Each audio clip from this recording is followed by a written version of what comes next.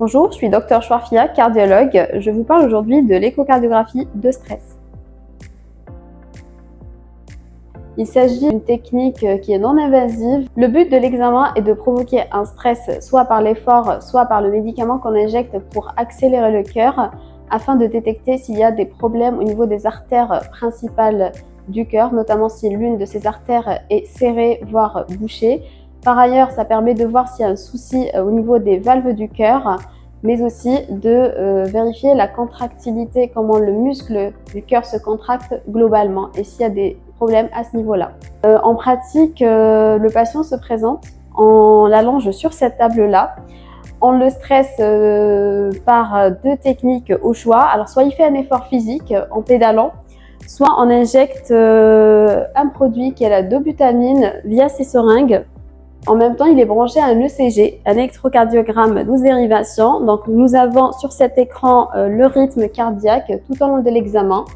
Et en même temps, moi, je fais une échocardiographie. Donc, je prends des images du cœur tout au long de l'examen. C'est un examen qui dure une vingtaine de minutes, 15 minutes où du coup on fait le stress, qu'il soit du coup l'effort ou par notre injection, et 5 minutes où le patient récupère et où on continue à le surveiller.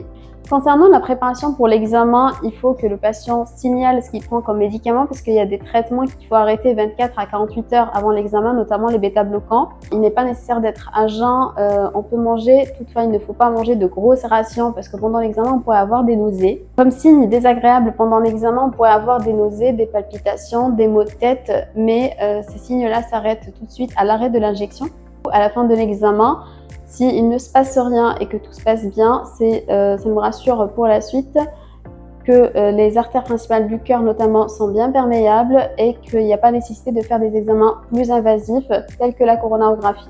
Il est nécessaire que cet examen soit fait en milieu hospitalier car en cas de problème, il faut avoir un chariot d'urgence à proximité avec un défibrillateur ainsi qu'une unité de soins intensifs cardiologiques, chose que l'on a à Dreux, juste à côté de cette salle.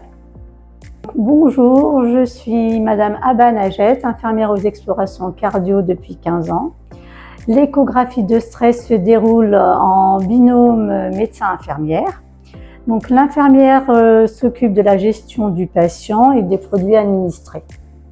Comme vous venez de voir, c'est un examen non invasif et assez sécure. Si vous avez des symptômes, n'hésitez pas à en parler à votre médecin traitant et à prendre rendez-vous.